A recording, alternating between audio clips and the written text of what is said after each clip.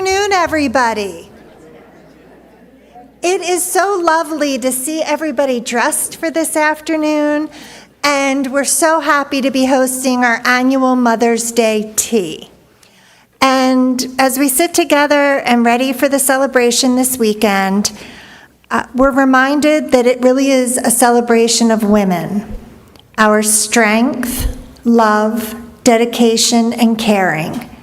After all, whether you're a mother or not, or whether you were raised with a mother or not, we are all women and have attributes that we think of when we think of mothering. We've all been mothered to and by our female friends, loved ones, and we all have been mothered a loved one. Mothering is really a celebration of unconditional love, taking care of others while trying to take care of ourselves, and honoring the Lord in the process. We honor each one of you here today with this beautiful tea created by Dining Services, and special thanks to the RL team staff for helping to serve it today. And we're very happy to have some of our favorite speakers here today, Herb and Sandy Kaufman, as we talk about the founding mothers today. Many of us know Herb for many years now. He's been a friend to all of us at SMH, and I can guarantee that their vibrant storytelling will bring history to life. So happy Mother's Day from us at SMH to all of you. And please welcome Sandy and Herb Kaufman.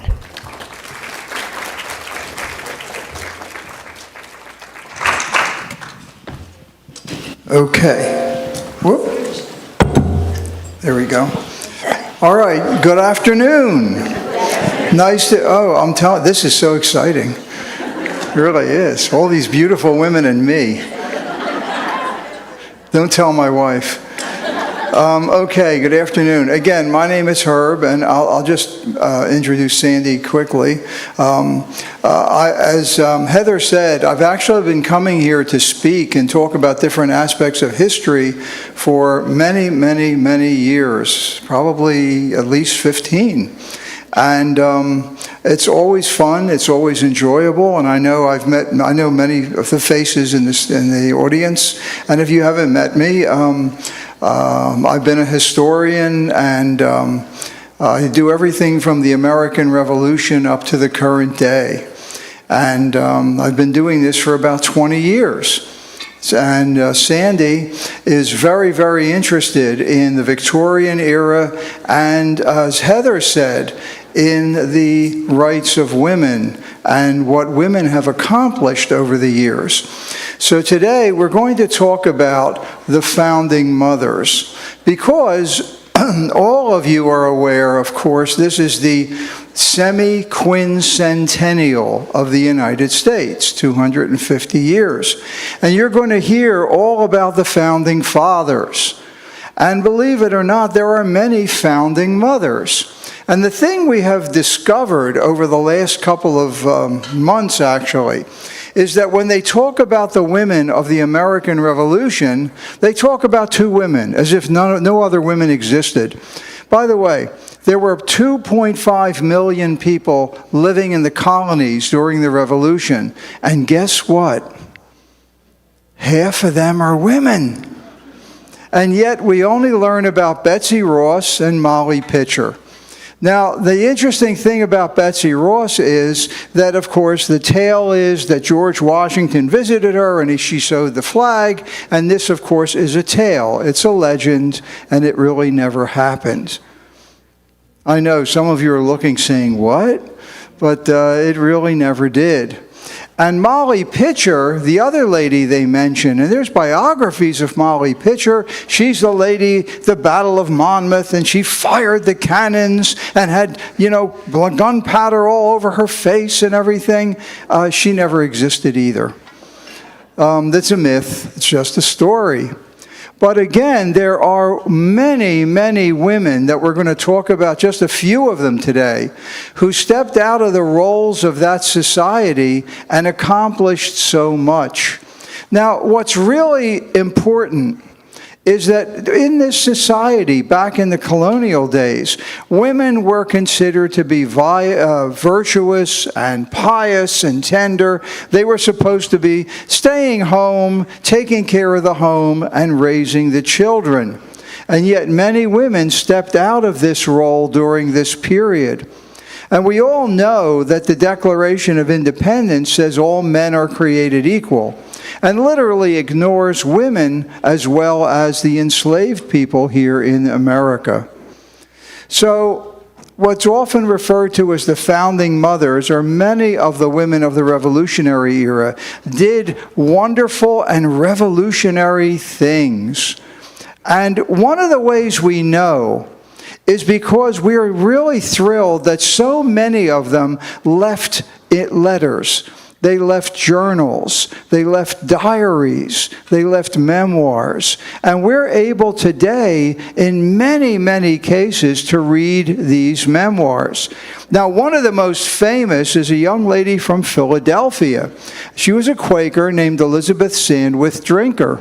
And she left diaries every day from 1758 to 1807. And we can learn all about what she did, what she accomplished, and what life was like during that era. And today, those diaries many are digitized, and we can actually see them, or we can actually buy the books and read them. And there's a historical marker honoring where she used to live in Center City, Philadelphia. There's a microphone there for you.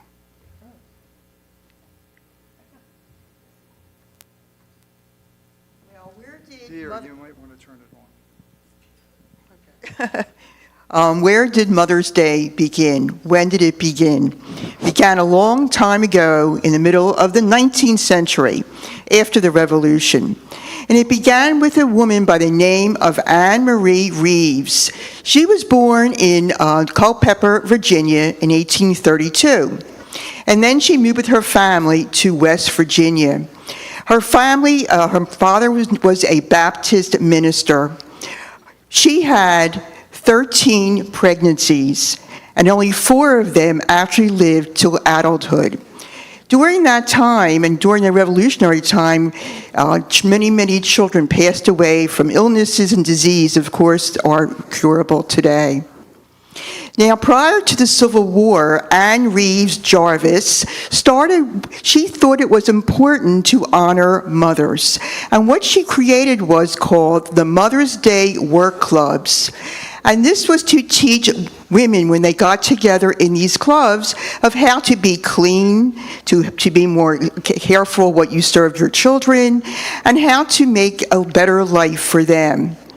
These clubs also raised money to buy medicine and to hire women to work in homes where many times the mothers were ill.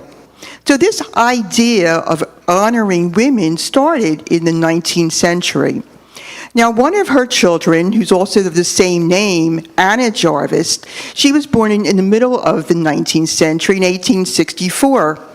And there was a prayer that her mother always liked to say. And it said, "I hope and pray that someone, sometime, will found a memorial Mother's Day commemorating her for the matchless service she renders to humanity in every field of life. She is entitled to it." So this was the first thinking of how we should have a day of where we are honoring our mothers. Now, Anna, the daughter, she started a campaign, and she started to say there should be a national holiday. As she grew up and became a teenager and a young adult, she said we should have a day to honor mothers.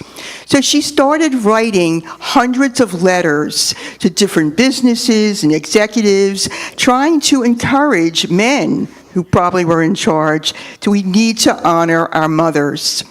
Well, finally, in the beginning of the 20th century, in 1908, 3 years after her mother had passed away, she had a ceremony in a church honoring all mothers. It was called the Andrews Methodist Episcopal Church. Today is in Gratham, West Virginia, and there's a monument here commemorating that Anna. Well, later that year, Anna, after she lived in Virginia for so many years, she moved to Philadelphia. Now again, I always like to honor what wonderful things women did in the 19th century that go unrecognized.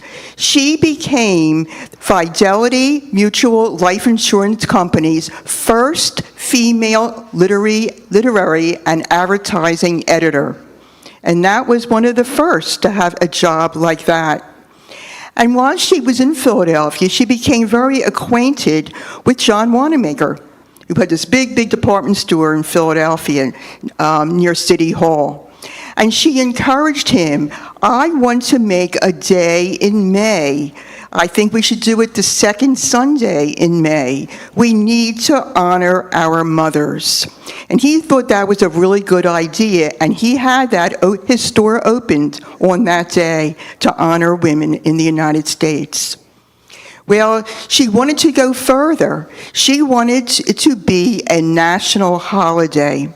So she began petitioning President Woodrow Wilson, to honor women because of the sacrifices all of us have made during our motherhood years. So, on May 9th, 1914, President Wilson established Mother's Day as a national holiday and to be celebrated the second Sunday in May. So this idea took many decades. And by that year, almost every state has observed Mother's Day. And quickly, what happens when something becomes a holiday, just like Christmas and other holidays? You have to buy lots of cards and flowers and so forth and gifts. Well, that's one thing that Anna Jarvis did not believe in. She wanted you to commemorate and write your own personal views about Mother. But again, that didn't happen, and Hallmark and all the other companies started to commercialize it. And this, to the day of her, till the end of her life, she didn't believe in this at all. Because she said, a printed card means nothing except that you are too lazy to write to the women who have done more for you than anyone in the world. Well, today we have an honor for her right outside of City Hall, near where the John and Wanamaker's building used to be. It's not John Wanamaker anymore. There's an historical marker. And if you read it, it says about Anna Jarvis, and it's because of her that we are all here today. She is buried in West Laurel Hill Cemetery. Oh, no, one other thing. She never married and never had children. Now, one of the women that many of you probably have heard about, but you don't know what she did in life, and that is Martha Washington. And what happens is, again, when the revolution comes around, you're going to hear all about the Sons of Liberty. And you know those names, John Adams and Samuel Adams and John Hancock. Well, believe it or not, there are Daughters of Liberty, and they need to be recognized as well. And one of the people who organized the Daughters of Liberty is a woman by the name of Martha Washington. Now, originally she was Martha Dandridge, and she is one of the prominent members of the Daughters of Liberty movement. She was born in 1731 to a very prominent family in Virginia. Now, as many women, and Sandy will talk more about that, she had no formal education. But she probably, because she came from a wealthy family, she had tutors, she had support, she had a big library of her father, and she learned to read and write. And you'll notice that she was about 5 feet tall and had brown hair or brown or hazel eyes. And this is a wonderful painting recently done by Michael Dees. And it gives you an idea what an attractive woman she was, because all we ever get are the pictures of her a little older, but she was quite stunning. Now, she married Daniel Parke Custis. Now, he was 20 years older than she was, but that was normal. That was very much part of the culture of the colonies. And the nice thing about him, for her, he was the richest man in Virginia. Now, they had 4 children. But again, as Sandy mentioned, illness was rampant. There were so many diseases, and they had no ability to cure them. So 2 of her children died in infancy. 2 of them did grow up. This is a painting of the 2 kids. But John Parke Custis died at the age of 27, and her other surviving daughter died at the age of 17. Now, there are descendants, and I will mention that in a few minutes. So, her husband died in 1757, and she met a very nice young man, also from a rather wealthy family, and his name was George Washington. So in 1759, she married George. And the painting you see here is of George Washington, Martha, and the 2 surviving children. What's interesting, you'll notice his uniform.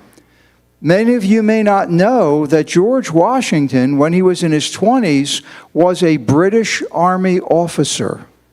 He served in the British Army, rising to the rank of colonel. Now, he resigned his commission, and that's a picture of George Washington in his British uniform. And he married Martha. Now, George Washington became, in 1775, the commander of the new Continental Army. But people don't realize, Martha Washington said, I'm not going to sit home. I'm not going to just sit around and watch what my husband does in the field, and she joined him. For more than half of the 8 years of the American Revolution, she was in the field with her husband. She served as his secretary, she served as a companion, and she did work as much as she could to assist him in his travails as commander-in-chief. She also helped raise money. She went to take care of the soldiers in the hospitals and did everything possible to make things better during the time of the American Revolution. This is a picture of Washington's headquarters at Valley Forge, and you see a wonderful painting there. And what people don't know, they talk about the soldiers, right? All you see are the tents. Do you know that were women there? What a shock. Martha Washington was there at Valley Forge, spent that entire winter with her husband, supporting him and giving as much aid as possible. This is a wonderful painting that was done. Actually, it's an engraving, and I just want to point out to you here, this is Martha Washington, right here with her husband at Valley Forge. So she was part of the American Revolution. Now, she then got inoculated for smallpox, which was they were trying to learn how to do. But tragically, her son, John Parke Custis, died of smallpox right after Yorktown in 1781. But he had been married, and he did have children, and there are descendants. George Washington died in 1799, and she passed at the age of 70. Now, I mentioned John Parke Custis did have children. They had children, and today there are hundreds and hundreds of descendants of Martha Dandridge Custis Washington. Now, she and George Washington never had children. They were married for 38 years, but never had children. One of her grandchildren, for those of you who are interested in Civil War lore, is the wife of General Robert E. Lee. Now, some of you may know this couple because her grandson, and again, it goes down to the great-grandson of Martha Washington, he inherited and built this beautiful mansion in Arlington, Virginia, known then as the Custis Lee House. And what happened is, during the Civil War, the United States government said, you know what? We do not want Robert E. Lee and his wife to ever return to their ancestral home. So they began interring soldiers who fell during the Civil War. And of course, today, that is Arlington National Military Cemetery. And again, we always like to point out, if you're interested, there are books you can read, First Ladies of the Republic, and a book about the life of Martha Washington.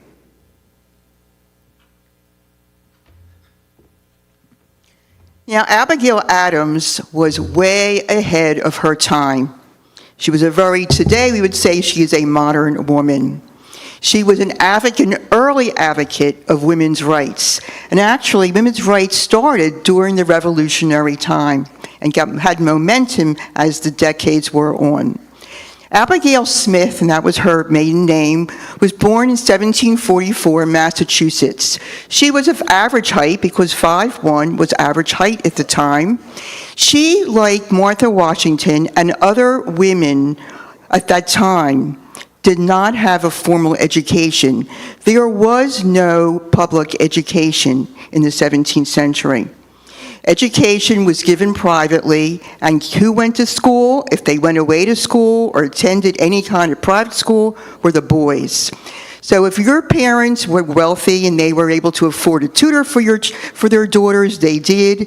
And if they valued education, they did provide books and so forth in the home. And she was provided with lots of books and reading material from her father and from her brother, just like Martha Washington.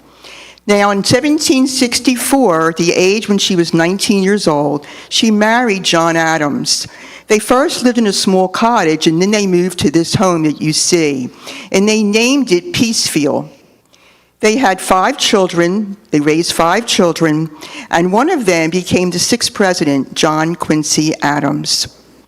And all 5 children were born before John Adams served in the Continental Congress. They were all born before. And John, because he was a member of the Continental Congress, was away a lot. And Abigail was responsible for raising those children for many, many, many years on her own. But what they started to do was, because she was educated, they started to write letters. And letters and letters and letters back and forth. And they would discuss politics. She was very learned. She wanted to know what was happening in Philadelphia, and she wanted to know what was going to occur in the coming year or so. So she and John had a lot of letter writing back and forth. She also liked George Washington, and she said, "I was struck with General Washington. You had prepared me to entertain a favorite opinion of him, but I thought the one half was not told me. Dignity with ease and complacency. The gentleman and soldier look agreeable, blended in him. Modesty marks every line and feature of his face." Their language was so different during that period.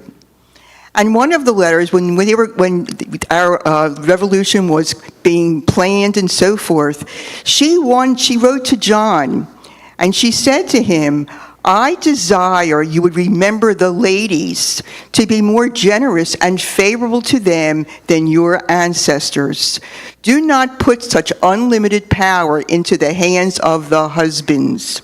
Remember, all men would be tyrants if they could." And that's a pretty modern statement for somebody in the 18th century to make.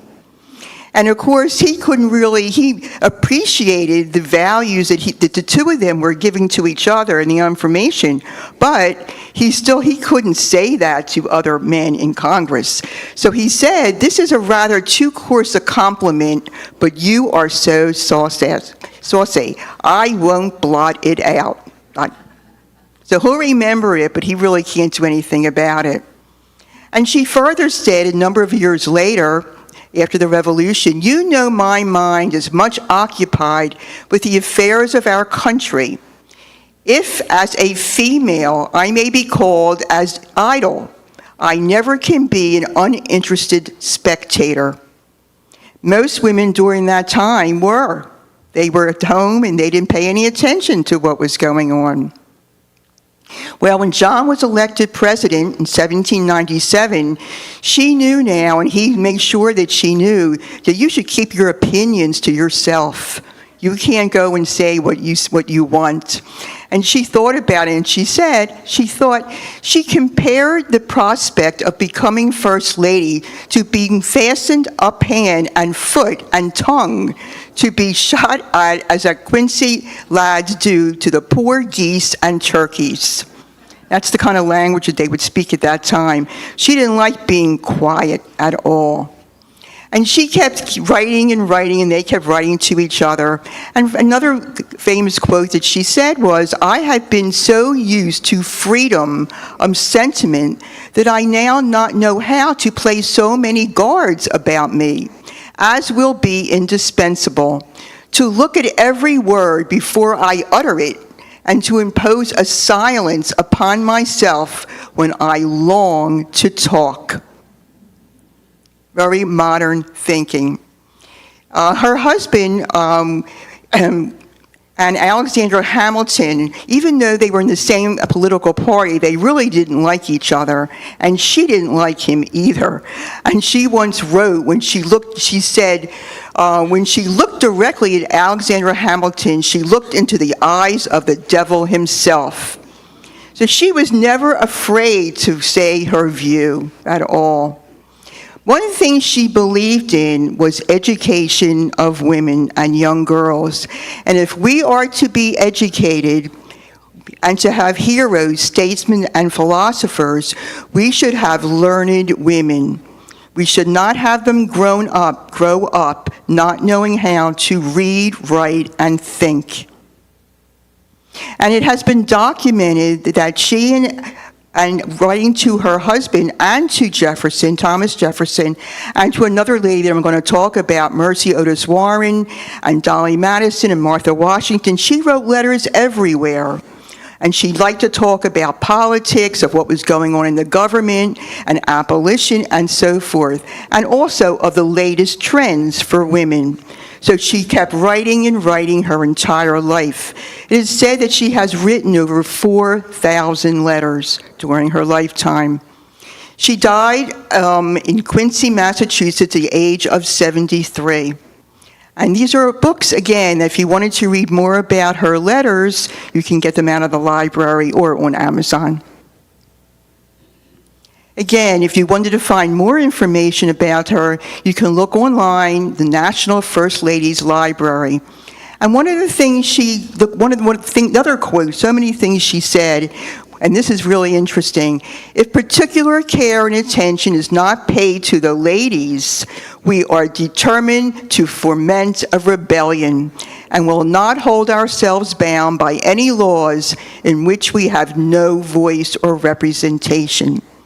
So she was one of the beginnings of women's rights movement. Now, many of you have heard, I'm sure, of the Minutemen. And again, we talk about the men. Do you know there are Minute Women? Yes, there are. And one of the leaders of the Minute Women is Prudence Cummings. Now, her husband was in the early Continental Army, and he was in a number of battles, and she determined, I'm not going to sit idly by and watch my husband fight while I do nothing. So she organized a group that they called themselves the Minute Women, and they were in Pepperell, Massachusetts, and this was one of a number of groups that were organized. And what they did is they armed themselves. They had shotguns, they had pitchforks, and some of the ladies even had brooms. And they went out and they guarded the approaches to the town. And they figure if any loyalists, they called them Tories in those days, were riding around, or, spies or couriers, we would stop them. And here's a wonderful image of what they would have looked like in that era. And they named themselves then the Prudence Right Guard. And what they would do is go out at night with their lanterns and wait to see if there were riders coming by. And don't you know, a couple of nights they heard footsteps or hoofbeats, and they stopped them, and they found two riders coming up. They jumped out of the trees and said, "Halt!" And these men stopped. Now, one of them pulled out a pistol, and he was ready to shoot at her. But the other rider was her brother.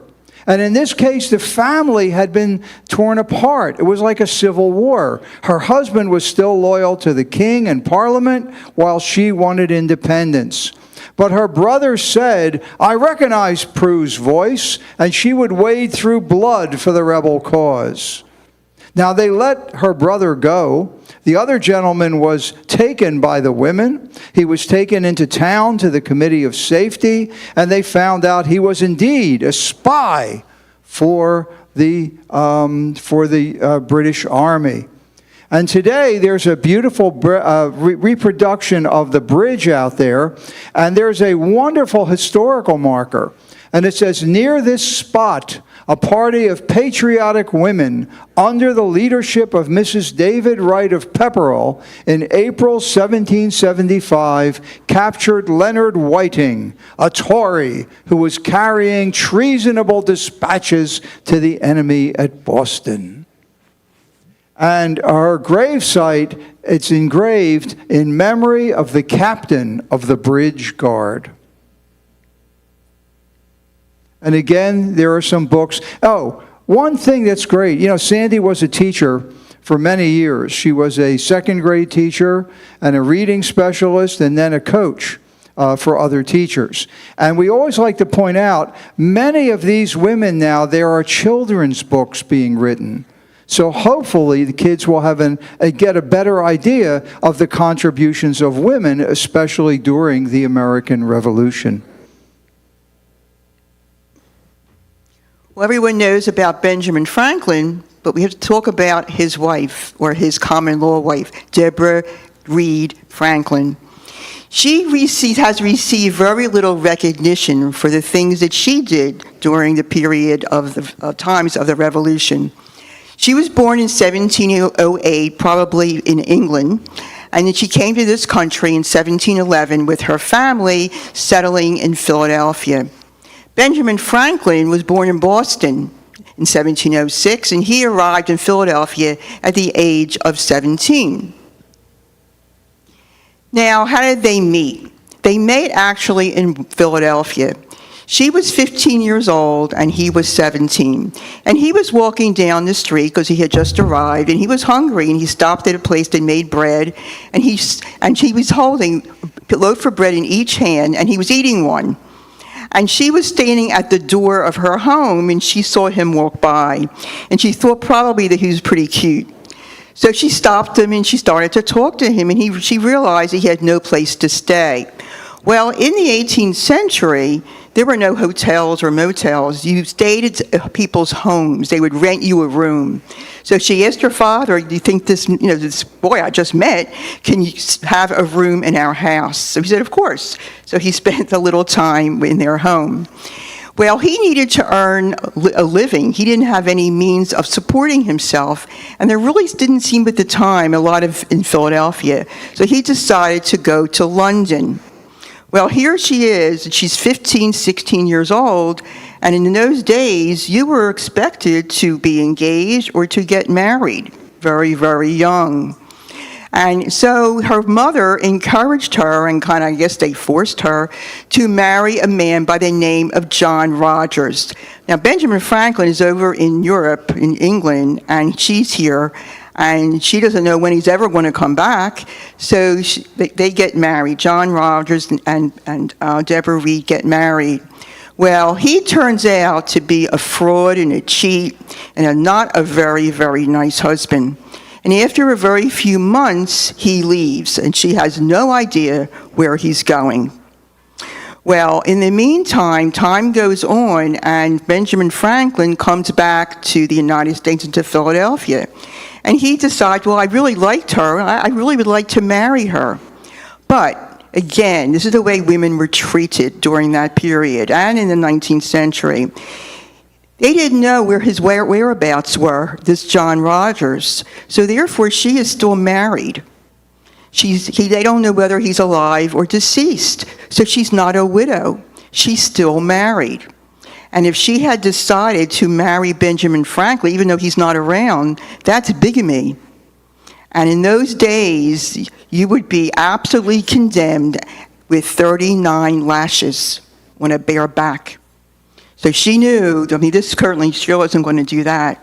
So what they decided to do was have a little ceremony that wasn't really legal. It was called a common law. If you lived with a man for a certain amount, I think it's 7 years, something like that, it is called common law. So that's what they decided to do. They lived as husband and wife in a common law marriage. They had 2 children, a boy named Francis and then a girl. Again, because death was so prevalent during that time, especially for children. He passed away when he was 4 years old. But their daughter Sarah lived to adulthood and got married and had children.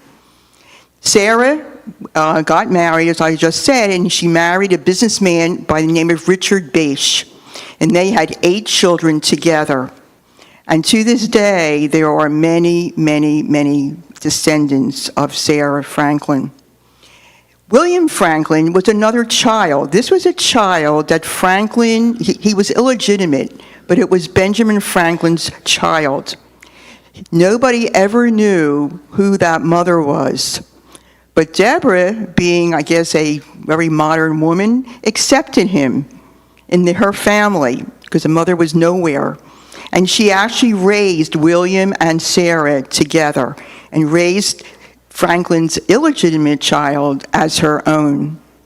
William he was not in rebellion. He was a loyalist. He did not believe the way his father believed. As he grew up and he was in politics, he became the last British colonial governor of New Jersey. And because when the revolution was occurring, he was a loyalist, he decided to go to Britain, and he and his father never saw each other again. So he became estranged from the family. So here we are many years later. Again, little attention was paid to her achievements. Now, when Franklin was in Philadelphia and he was very active in politics, he went to England for 5 years, leaving her here. A number of years later, he went for 10 years to France and left her here with the children. He wanted her to come with him, but for some reason she didn't want to go. But she needed to earn money while she was here for herself and her family. Now, Benjamin has started a printing press. And so she continued this business of his.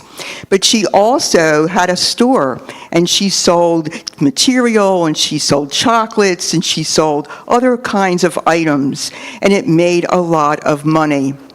So he was able to pursue what he wanted to do in politics. She was the first female entrepreneur. She had shops. She sold soap, as I was just saying, for medicines, chocolate, and even lottery tickets. And she made a lot of money doing this. And because she made a lot of money doing this, he was able to retire. He had plenty of money, and she was making it.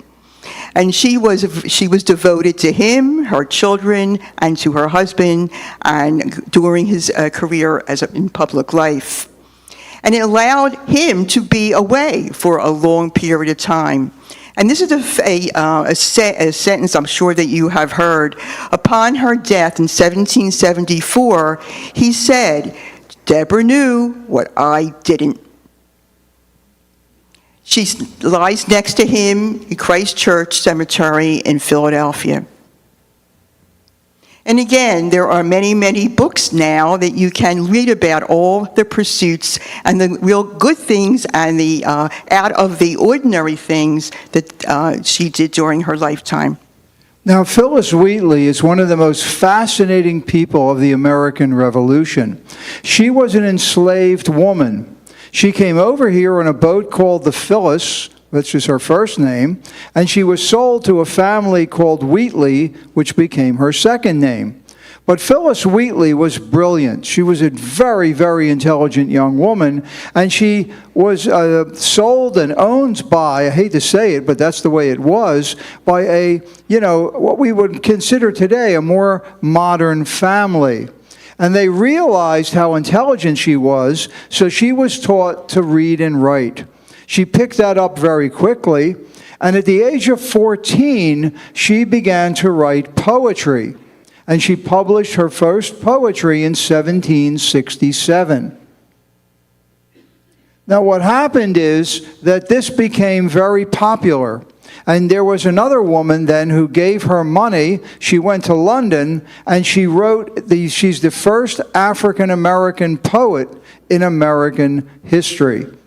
And her poems were widely read. They were enjoyed by everyone. And one of her books actually included a foreword, which was written by John Hancock, among other dignitaries. And here's a copy. This shows you what the original book looked like, with her image engraved in the book. So people knew that she was, in fact, an African-American woman. And she's our first African-American poet. Now, her writings became so widespread that a man named George Washington read her poetry, and he loved it. And he wrote many letters to her. And in this particular letter, which was written in February 1776, he said to an enslaved woman, I love your poetry. It's so beautifully written. And if you're ever in town, stop by my headquarters and say hello. And he actually invited her to his headquarters.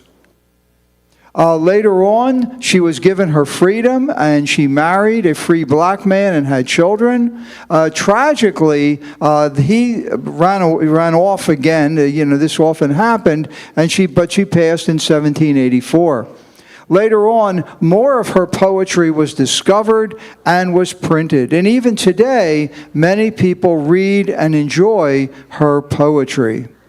In Boston, there's a beautifully commissioned memorial that's in one of the parks of Boston honoring Phyllis Wheatley. Again, as we mentioned, there are many books, including children's books, called Phyllis Wheatley, Poet of the Revolutionary Era, America's first black poet, and her encounters with the Founding Fathers. And recently, the Postal Service issued a stamp honoring her.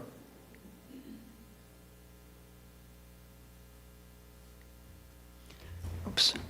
Now, Mercy Otis Warren is another lady who stepped out of the traditional role. She was born in 1728, many years before the Revolution, in Barnstable, Massachusetts. She was the third of 13 children.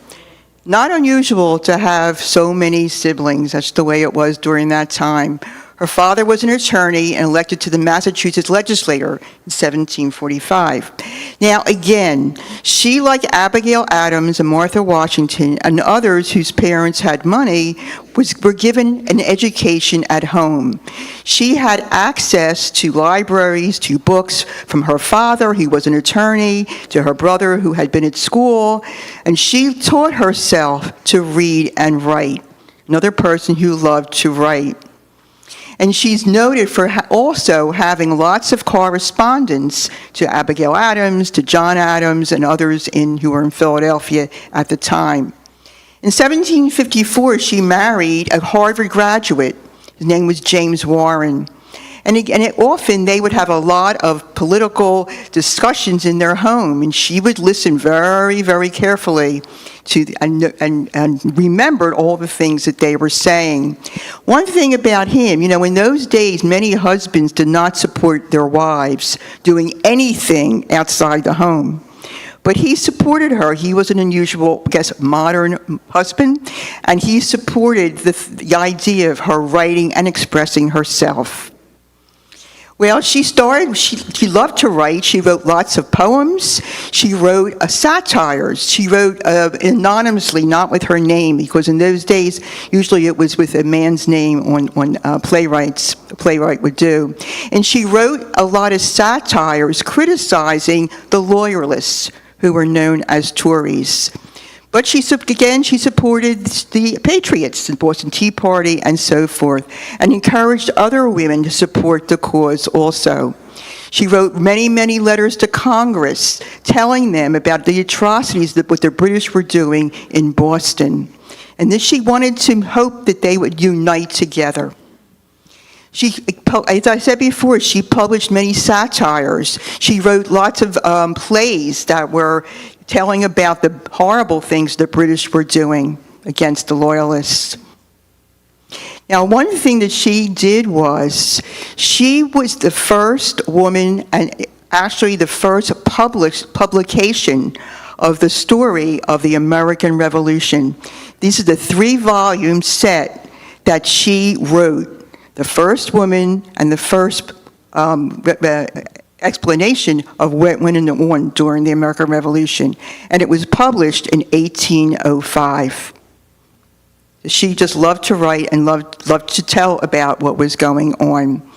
She passed away at the age of 86 in 1814, and she's buried in Plymouth, Massachusetts. County, Massachusetts. And again, another statue that was erected for her, this bronze sculpture of her, stands in front of the Barnstable County Courthouse in Massachusetts. And one of the things she said was, the rights of the individual should be the primary object of all governments. And what she meant by that was individual, men and women, not just men. And again, here are some books if you wanted to further read about Mercy Otis Warren.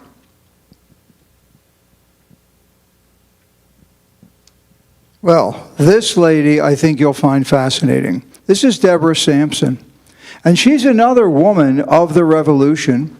And her father had abandoned the family. She was left on her own, and she became an indentured servant. Which meant that she was given a contract and she had to work for a certain person.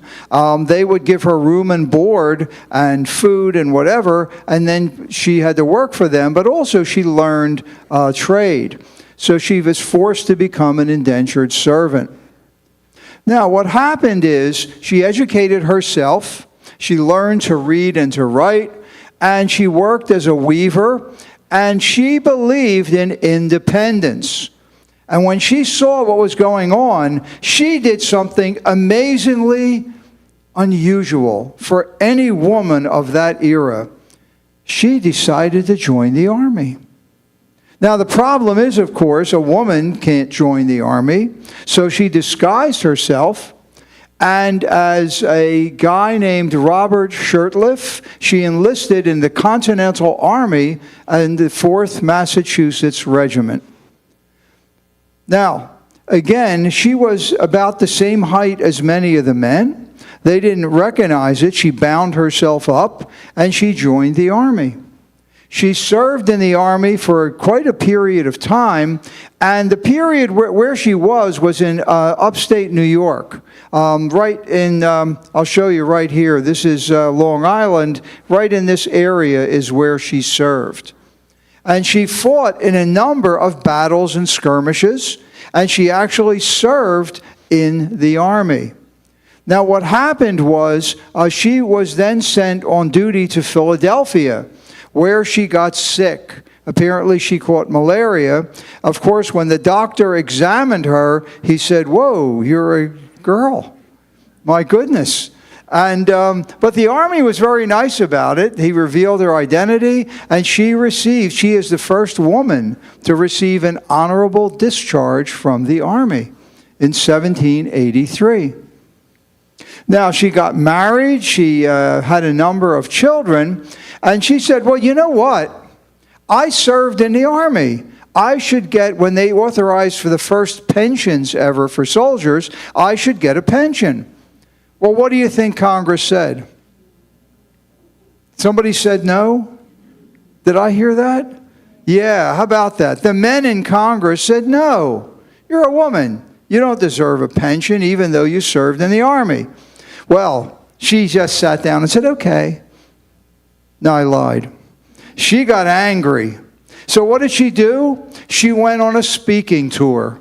And she's traveled all over New York, all over Massachusetts, Rhode Island, and talked about Congress and how they were not supporting what women had done during the Revolution, especially the fact that she did serve in the military. Well, she was successful. Her lecture tour was successful, and in 1805, she was the first woman to receive a military pension.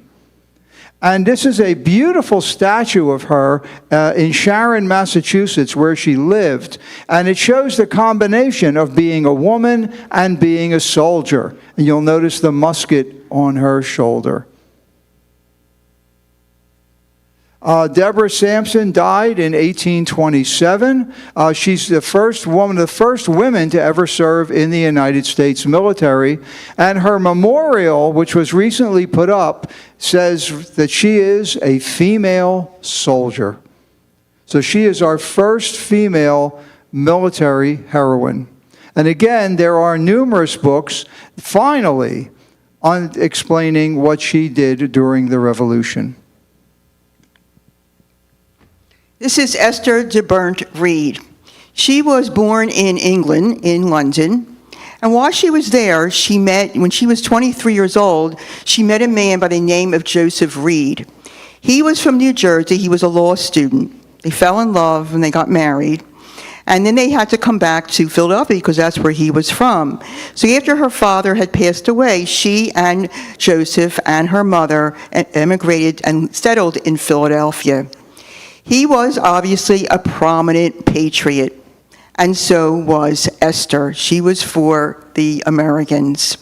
And he's actually served in Washington as an aide called aide de camp. And so they lived in Washington, they lived in Philadelphia. But she was very, very active, another active woman during that time. And she wrote to her brother and she told him, the whole continent is so engaged now that they will never give up. Every heart and every hand almost is warm and active in the cause. Certainly, my dear brother, it is a glorious one. So she was very, very concerned and very active during that time. She was also loved to write. Many of these women were educated and loved to write. And she wrote a broadside, which was like a poster. It was called The Sentiments of an American Woman. And she was writing to other women to encourage them to participate in the revolutionary cause. Our ambition is kindled by the same of those heroines of antiquity. In opinion and manners did not forbid us to march to glory by the same paths as the men. We should at least equal. I glory at all which my sex has done, great and commemorable. So she was always encouraging women to participate. One of her friends was Sarah Franklin Bache. That was Benjamin Franklin's daughter. They grew up together in the same city. Together, they founded the Ladies Association of Philadelphia. And they went actually door to door to raise money. That was something really unheard of, what women did at that time. It was the first women-only organization of the American colonies to engage in large-scale action. They raised funds, and they also started to sew clothing for the soldiers also.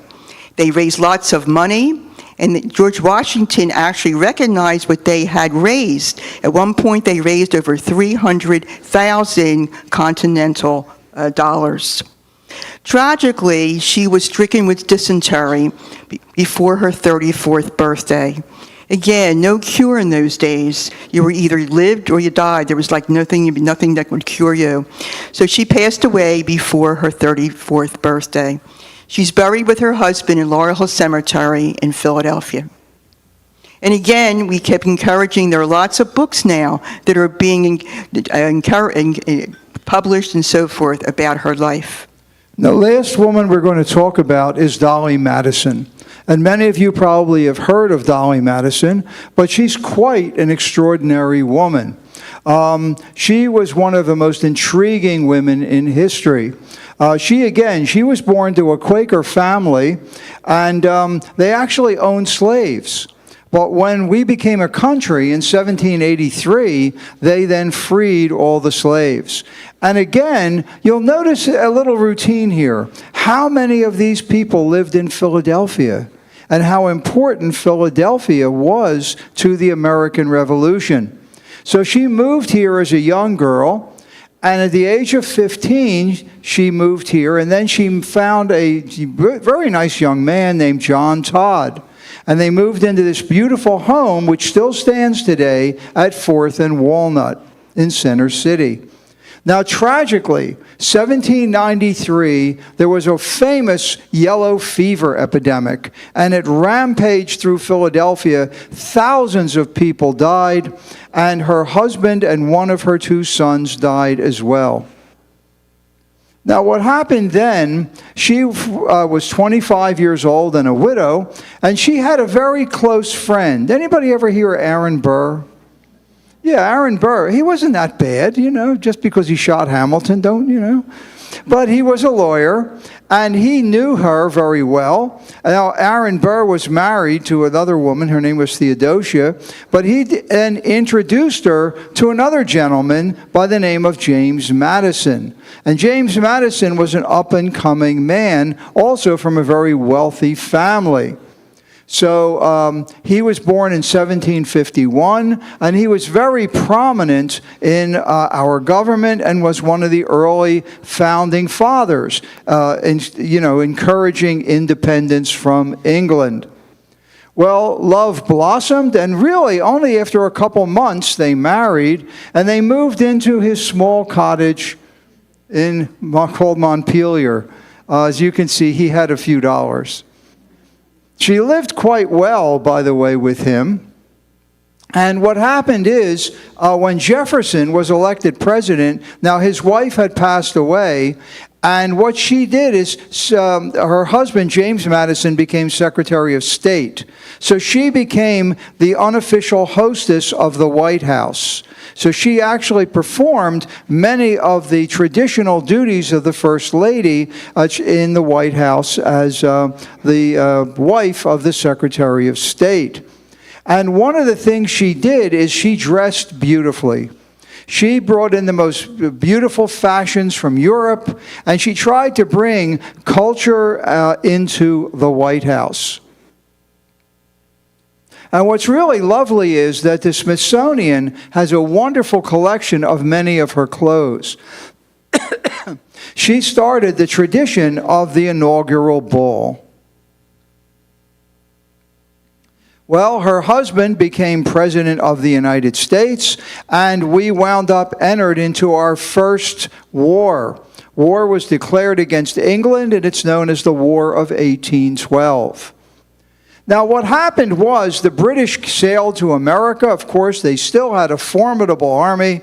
The battles raged, and outside of Washington, in a little town in Maryland, there was a huge battle. And she realized the American army was not doing well.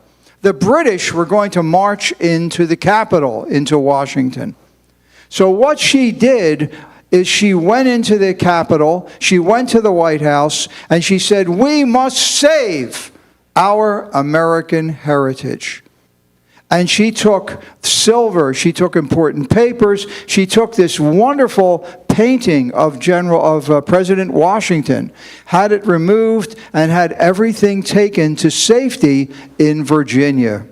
Of course, many of you may know that in the War of 1812, the British did indeed enter Washington, and they burned the White House and many other important buildings. But it's because of Dolly Madison and her foresight in what was going on that much of American heritage, early heritage, was saved. Of course, the war ended in 1814 with a treaty. And she then became one of the most important women in America. Dolly, her life reflects the evolving role of women in American society. She became like the official First Lady. And she advised the other First Ladies about what to do in the White House, how to approach the White House, how to support your husband, and how to also be a modern woman. Her house became a social hub, and many, many important people continue to visit her during her lifetime. She passed away, and the entire country went into mourning. She is the last public figure from America's founding generation. And again, I have a quote here from the Philadelphia Bulletin of that era, that she had become almost as well known as any of our statesmen of the same period. Now, somebody in the audience is thinking, well, what about the ice cream? Yes, she loved to serve ice cream. And that's well documented, that she thought that was a really great treat. So later on, of course, another commercialism, as Sandy mentioned, and they created Dolly Madison ice cream. It has nothing to do with her, and because of that, by the way, they spell it differently. Her name is Dolley, and Dolly Madison ice cream is Dolly, Dolly. But it was named because she loved to serve ice cream. And again, there are wonderful books about her now. One of the most recent, Dolly Madison and the Creation of the American Nation. Now, the Postal Service is putting out this series of stamps. I believe they just came out. And the nice thing is they're actually honoring 5 women. How about that?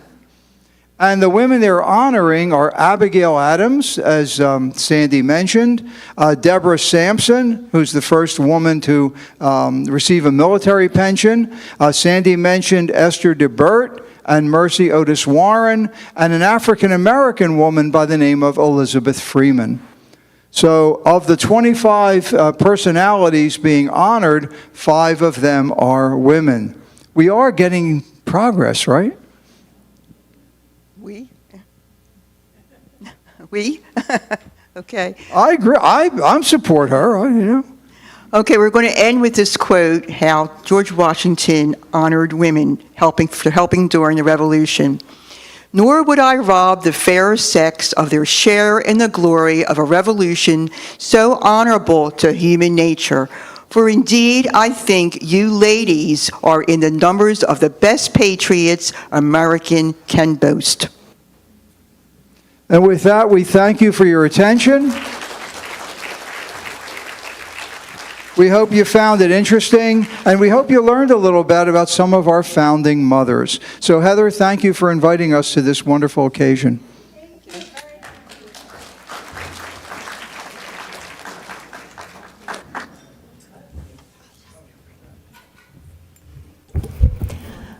I learned an awful lot this afternoon. I think what it does remind all of us is that women really are the backbone of history. And I want to take a special thanks to Herb and his wife Sandy for presenting this in a way that really made it interesting, and really it wasn't 1 or 2 women. It's a lot of women. And I think as you look around this room, you see a lot of women that made differences in people's lives. And I hope that this honors all of you, and thank you very much for being with us today. Please take your time. There's no rush to leave. There's more hot water. If you didn't finish your refreshments, sit and